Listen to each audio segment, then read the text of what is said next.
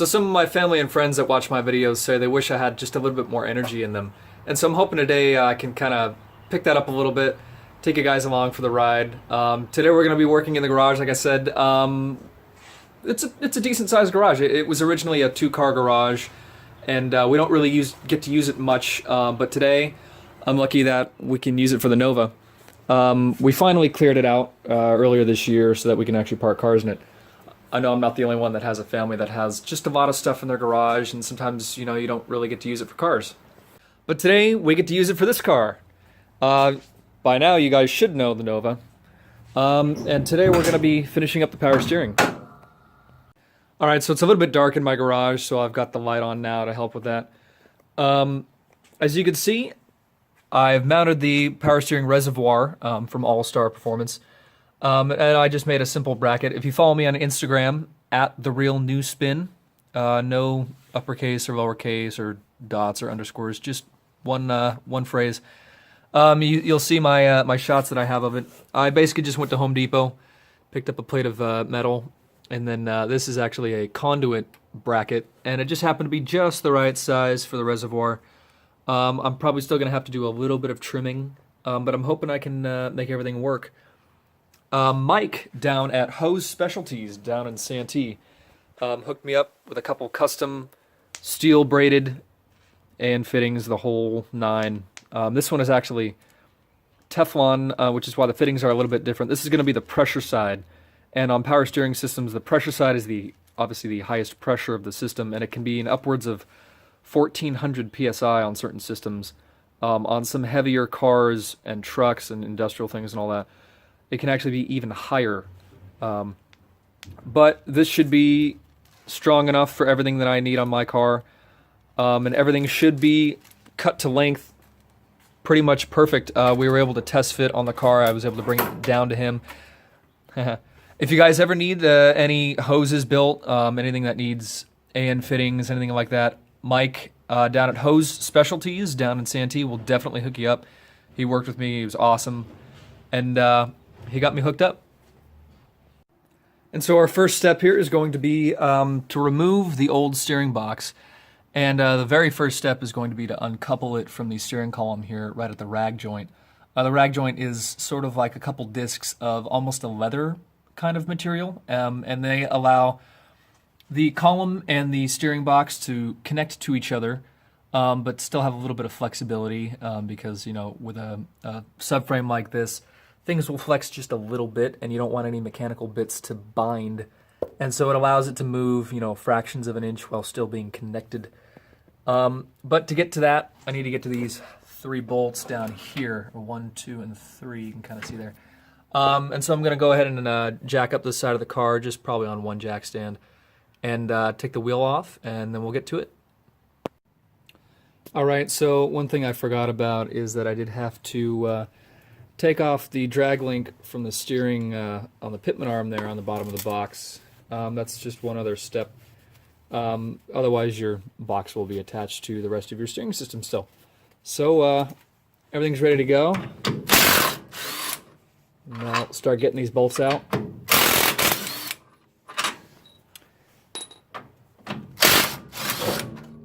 All right, so you saw there it started falling down there. And pretty much there's not much more to it, and for these old Novas, and like I said, the first gen Camaros and third gen Novas are the same. Actually, this subframe on my car supposedly is actually from a '69 Camaro. Apparently one of the previous owners had a mishap, hit a tree or a wall or something, and pretty much had to replace the entire front of the car, including the subframe. Which is why my fenders don't really fit my car perfectly. The hood isn't quite aligned. And the paint actually on the fenders is black underneath instead of the rest of the car, which was originally avocado green, a very 70s color. Now, this is one of those moments where it is nice to have somebody working with you.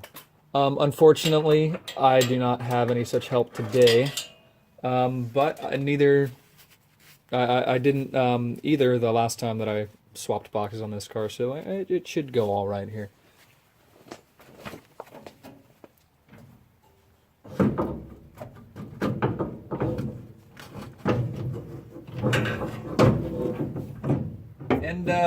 just like that. Didn't mean to drop it. That's not usually a very good practice, dropping car parts and the like. But there it is. So this is the steering box that has been in my car for the last, almost a year or so. It did not look like this when I got it. I did give it a quick spray paint job, just so that it looked a little bit more presentable. And it's served me well, certainly better than the one that was in it before, seeing as that one was broken.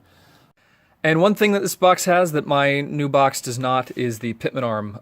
This is basically what attaches the box to the drag link right here in the center of the steering. As you can see, it goes between the two tie rods. On a drag link steering system like this, or center link also as is known, that link rides on the Pitman Arm right here, and another arm that mounts to the chassis on the other side. It looks pretty similar to a Pitman Arm. Sometimes they're a slightly different shape or angle, and that's just an idler arm, just to let it swing back and forth on 2 points. And that center link rides on those two links or arms and connects the tie rods, which connects to the steering knuckles. On rack and pinion cars, it will basically be the column to the rack, right to the tie rods, and the center link is nowhere to be found. I went back and forth about maybe doing a rack and pinion on this car, but if you look right here, you can see my oil pan right there. A lot of times you can see how close that center link does get to the oil pan, and it doesn't get quite that close. I have it pushed over to the side right now. But rack and pinion usually needs more room than stock oil pans will allow. And so I didn't want to have to mess with that. I did have a friend who put rack and pinion on his Falcon. You can follow him at Blue Ghost Industries on Instagram.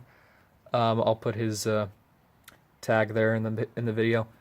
And he had to get an entirely new oil pan. And I didn't want to have to go through all that. I wanted it to be pretty much plug and play, so I decided to just rebuild. These are actually, even though they're got some surface stars on them, this is all new stuff. This is all new Moog tie rod ends. This boot did touch my tires when I was trying to get them mounted when I had the old steering arms and they hit the tires. So that's why the boot is torn. But Moog is pretty much the name and stock replacement arms. You can see the other one's just fine. I don't see any Moog branding on there. Otherwise, I'd flash it off for you. But even though it looks like that, that was my mistake. Usually these come with a small layer, a thin layer of coating just to protect them during shipping, but after that it's not really road ready. So usually what people will do is that they will spray paint them when they get them with sort of chassis paint, which is what I did with the box here. But I was not thinking about it when I put them on the car. It needed new tie rods, so I just threw them on there, and that was my mistake. You can see, other little bits here. We have had quite a bit of rain, and I have not, unfortunately, been able to cover this car in the rain. It doesn't really have any electronics, so that's sort of the only reason that I was all right with that, and the fact that there's not really any rust in this car, and it doesn't leak that bad, but I have been trying to be better about that in the rain. So we're going to go ahead and take this Pitman Arm off of here. Alright, so as it turns out, that Pitman Arm will not work for my car, and I'm going to have to run down to National City really quick and go grab the right one. Alright, so this is what we're dealing with here. You can see there is a substantial difference in the size of the holes on these, and the spline is a little bit different as well. So obviously, this one was just not going to work at all.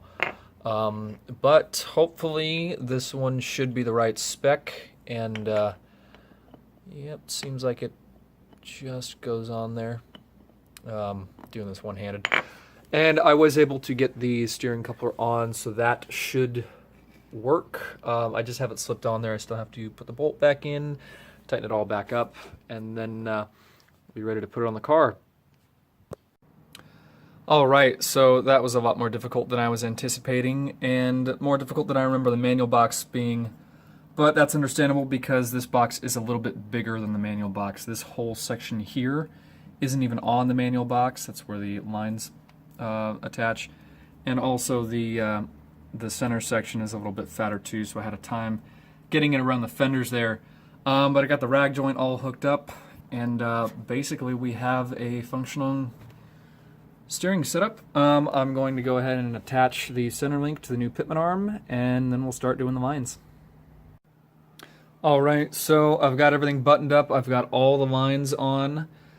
This one ended up a little bit longer than I anticipated, but it should be fine, just routed outside the brake lines here. I just meant to have it on this side and kind of go straight up to there. But this shouldn't cause any issues. Everything's tight, and now is time to measure for a belt. And when you're measuring belts, one mistake that some people do is they'll just take a tape measure and they'll wrap it around whatever pulleys they need to, and they just go, okay, that's what I need. But it doesn't take into account the groove, especially on a belt system like this. This is what's called a V-belt pulley belt system, which is different from a 12 rib or a 6 rib, you know, just the flat serpentine style that you see in a lot of modern cars. This one, the diameter is from the inside of the pulley, so you have to make sure you get that diameter properly. And sometimes people use string or shoelace, and I think that's what I'm going to try here. So I realized I didn't have a shoelace long enough, but my little sisters like to knit, so I grabbed a piece of yarn here. And I'm probably going to take 2 measurements just so I can get this just right. I'm going to have one, since belts and yarn, you know, stretch a little bit. I'll do one with the yarn pulled tight, and then one with it sort of taut and flush to the pulleys, but not totally tight. And then I'll probably see what kind of belts they have within that range, and then find the best one. Alright, so I picked up some fluid. Valvoline, I've had good experience with their oil and other products, so I figured why not.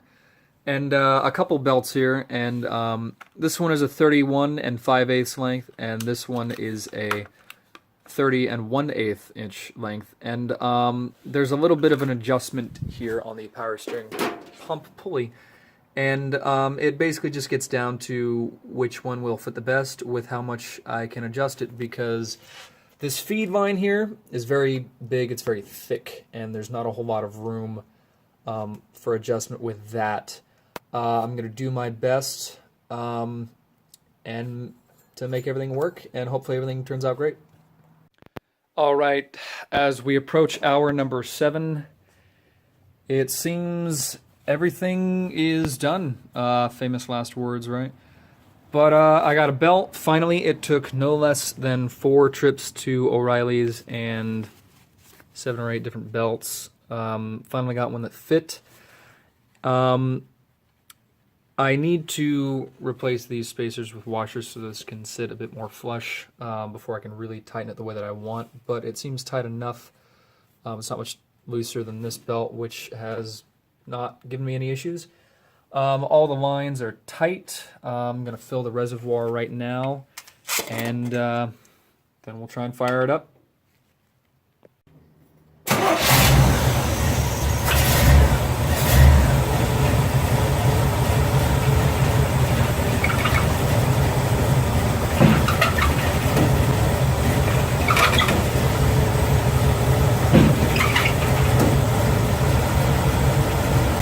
Alright, everything looks good. There's no leaks, and everything seems to be working great. Gonna let her warm up, and then we're gonna call it a night. Thanks.